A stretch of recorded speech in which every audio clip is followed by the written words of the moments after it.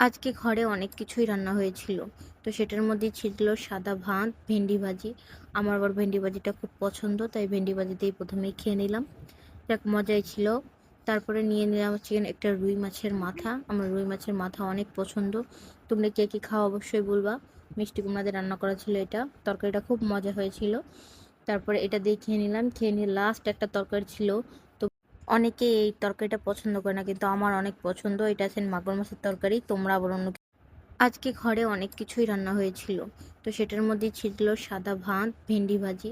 আমার আবার ভেন্ডি ভাজিটা খুব পছন্দ, তাই ভেন্ডি ভাজি দিয়েই প্রথমেই খেয়ে নিলাম। যাক, মজাই ছিল।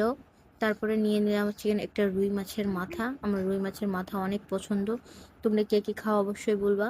মিষ্টি কুমড়া দিয়ে রান্না করা ছিল এটা। তরকারিটা খুব মজা হয়েছিল। তারপরে এটা দিয়ে খেয়ে নিলাম। খেয়ে নিয়ে লাস্ট একটা তরকারি ছিল।